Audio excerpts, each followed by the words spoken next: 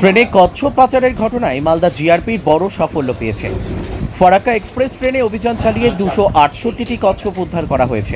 তবে এই ঘটনায় জিআরপি কাউকে আটক বা গ্রেপ্তার করতে পারেনি। তবে বুধবার সকালে মালদা টাউন স্টেশনে এই বিপুল সংখ্যক কচ্ছপ উদ্ধারের ঘটনায় চাঞ্চল্য ছড়িয়ে পড়ে। ঘটনা সম্পর্কে মালদা টাউন স্টেশনের জিআরপির আইসি জানান, তিনি গোপন সূত্রে খবর পেয়েছিলেন যে দিল্লি থেকে আসা ফারাক্কা এক্সপ্রেসে কচ্ছপ পাচার করা হচ্ছে। সেই তথ্যের ভিত্তিতে বুধবার সকাল 9:50 ট্রেনটি মালদা টাউন স্টেশনে প্রবেশের সাথে সাথে তিনি ট্রেনে তল্লাশি অভিযান শুরু করেন। সেই সময় ট্রেনের একজন জেনারেল বগি থেকে কচ্ছপ ভর্তি 5টি ব্যাগ উদ্ধার করেন। সেই ব্যাগ থেকে 268টি কচ্ছপ উদ্ধার করে।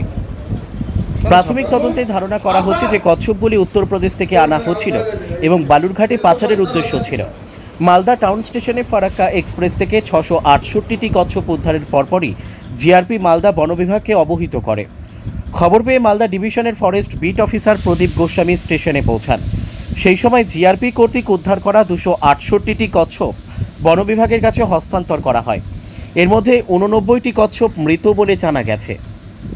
Bureau report, news today India.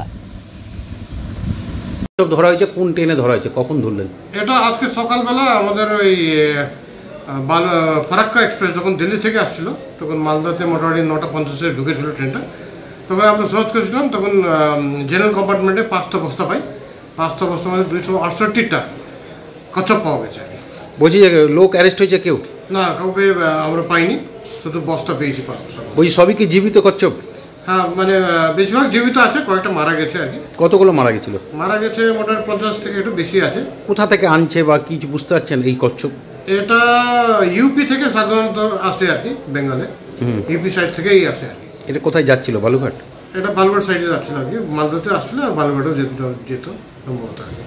আপনারা ফরেস্ট অফিসকে জানিয়েছেন? হ্যাঁ, আমরা ফরেস্ট ডিপার্টমেন্ট জানাইছি, ওরা আসতেছে, ওরা সেফটির জন্য নিয়ে যাবে।